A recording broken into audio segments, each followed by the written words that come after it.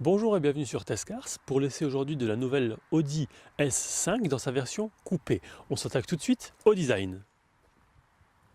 À l'avant, il y a une calandre single frame avec des lamelles en aluminium, sans oublier naturellement le logo S5, des grilles d'entrée d'air latérales en chrome foncé avec application aluminium, les capteurs à l'avant bien entendu, des phares à LED avec clignotant arrière à LED dynamique, on va voir ça dans un instant.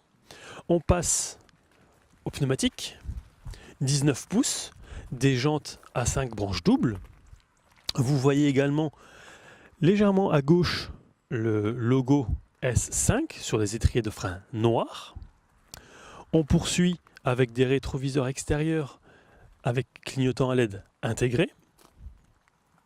Entourage de vitres en aluminium.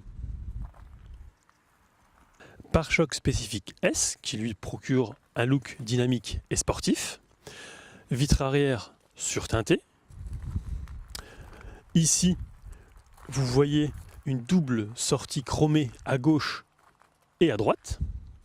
Capteur et caméra de recul sont évidemment au programme. Et aussi le haillon à ouverture automatique. Logo S5 sur l'aile avant. Coque de rétro aluminium. Et j'en profite pour passer à l'intérieur. En ouvrant la portière, la première chose que l'on remarque, c'est le cuir et l'alcantara, la sellerie disposant des deux. C'est super bien fini, c'est vraiment très joli, c'est classe, c'est premium, bref, c'est du Audi. Les sièges, je vais en parler brièvement, ils sont chauffants à l'avant, sport et électrique. Il y a également l'appui lombaire sur 4 axes pour les sièges avant. On va maintenant s'intéresser au volant. 3 branches, multifonctions, avec mes plats et toujours le logo S5. La clim est trizone.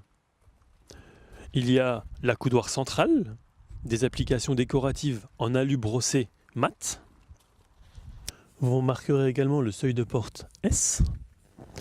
À l'intérieur et sous l'accoudoir, vous avez la fonction de chargement par induction de votre téléphone, 2 prises USB et une auxiliaire.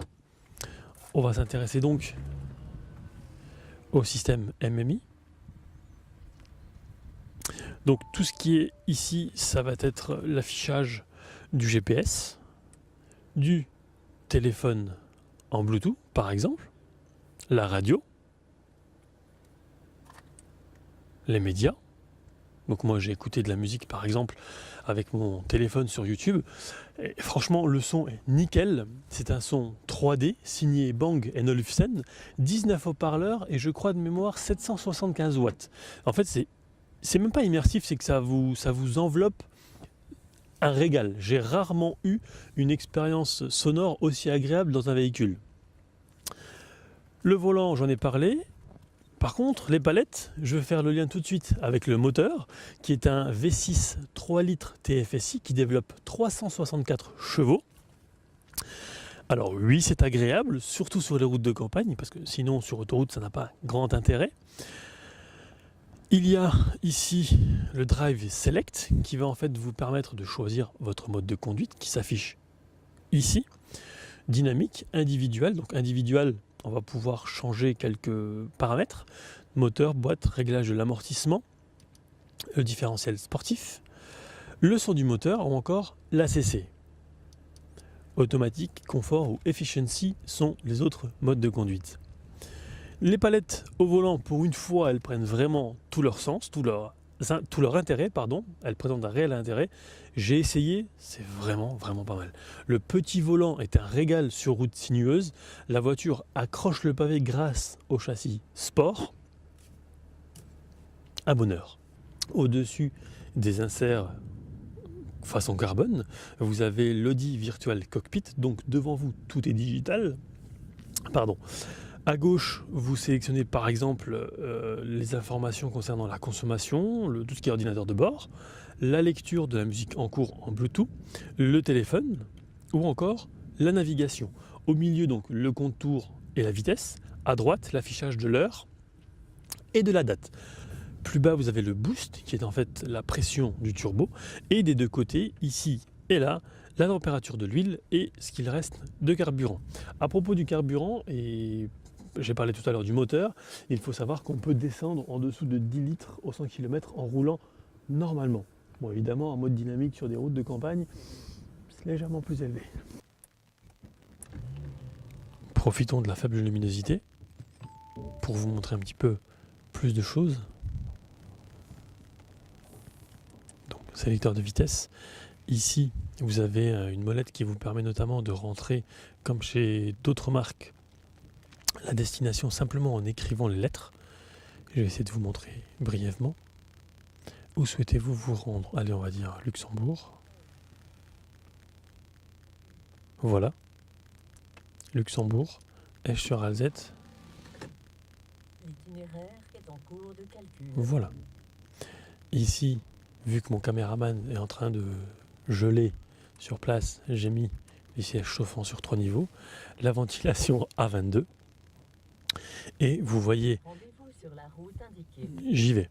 Vous voyez sur donc l'Audi Virtual Cockpit que ici vous avez la direction à prendre, les kilomètres restants et à quelle heure on arrive. On y va? C'est parti.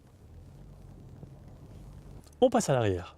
Sans modifier ma position en étant passager, on va voir l'espace à l'arrière.